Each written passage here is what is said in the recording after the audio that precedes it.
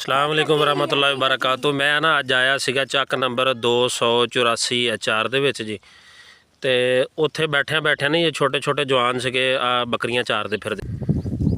तो जवानों ने ना जी बकरियां रखियां इत्थे। एक मेरे नाल जवान हैगा जी छोटा। असी इत्थे बैठे सी ते अपना बकरियां जड़ियां ना चूँकि सारा गैरआबाद एरिया जी, इत्थे रोई दा एरिया, लेकिन बारिशां होईयां माशाअल्लाह बड़ियां चंगियां। तो वह अपनियां बकरियां चारदा फिरदा सीगा। तो मैं उहदे नाल कोई गलबात कीती, तुहाडे नाल भी शेयर करते हैं।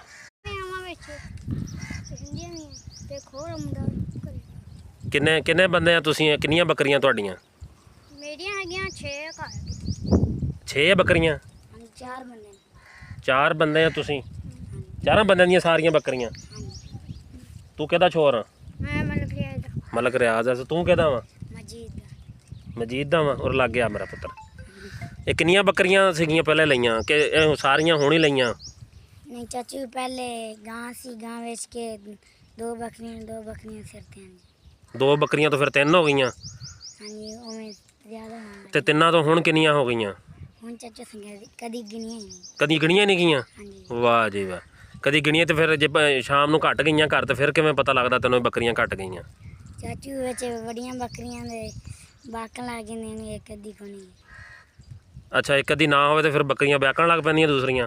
हाँ जी। कमाल हो गया। देखो जी मज़े की गल, मैनू ऐसे इस गल का नहीं सी पहले पता। वो कहता भी साड़ियाँ बकरियां गिनियां कदी नहीं, लेकिन जो कोई बकरी घट हो जाए ना तो फिर दूसरियां बकरियां ब्याकण लग जाए। जवान आ जी माशाअल्लाह, मैनू दस रहा जी। पुत्र कितना चिर पहले गाय बेची सीगी तुसीं? चाचू 2 साल 2 साल हो गए पहले गाय बेची सीगी। तो हुण किन्नियां बकरियां टोटल तेरियां हो गईयां? चाचू हुण 12 बकरियां वा। ते वेचियां विचों किन्नियां तुसीं 2 सालों दे विच? चाचू 5 बेचियां जी। 5 एक बारी वेचियां, तो फिर जड़ियां हुण कहंदा सी गाय लई नाले बेच के, वो फिर बाद च 3 वेचियां? हाँ जी।